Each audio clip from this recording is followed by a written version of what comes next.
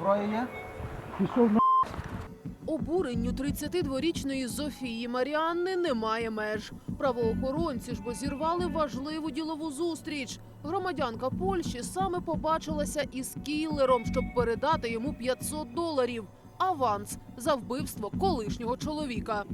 Жінка планує прибрати свого колишнього чоловіка.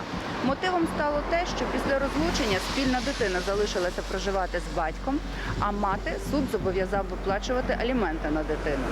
Свій безжальний злочин жінка продумала до дрібниць, але вчинити вбивство хотіла чужими руками. І не за захмарні гроші. $4,5 тисячі. Стільки готова була заплатити за голову екс-коханого. Сума невисока для такого виду злочину. Мабуть, вона вважала, що в Польщі воно трохи дорожче коштує. Потенційного найманця знайшла в Івано-Франківську. З ним домовилась. Жодної зброї. Все має бути схоже на нещасний випадок. Як варіант, обговорювалося те, що потенційна жертва випаде із вікна помешкання на одному із висотних поверхів. Як умову кілеру жінка ставила те, що правоохоронні органи тієї держави не повинні запідозрити, що це зумисне вбивство. Підступна жінка продумала до дрібниць не лише розправу, а й своє алібі. Підозрювана навчається в Івано-Франківській медакадемії, і на момент злочину вона мала перебувати в Україні. Це було її алібі. В Польщу жінка хотіла приїхати лише після смерті свого колишнього чоловіка. Утім, так не сталося. Її затримали одразу після передачі авансу найманцю. Про те, що його замовили, екс-чоловік навіть не здогадувався.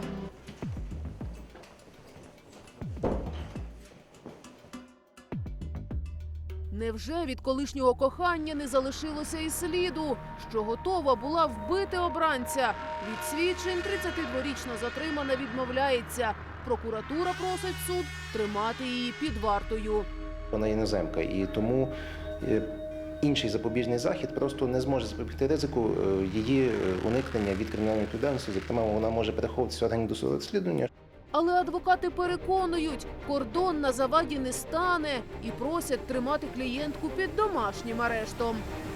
Вона, значить, згідна бути під домашнім арештом, значить, на будь-який виклик слідчого, прокурора і суду вона згідна з'являтися.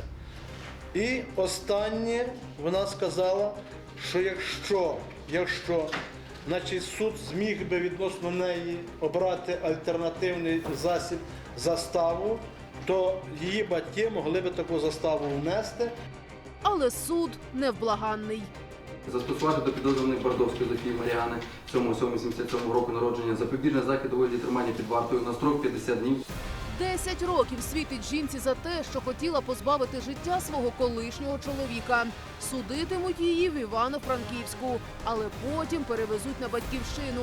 Звісно ж, якщо в українське судочинство не втрутиться міжнародна дипломатія.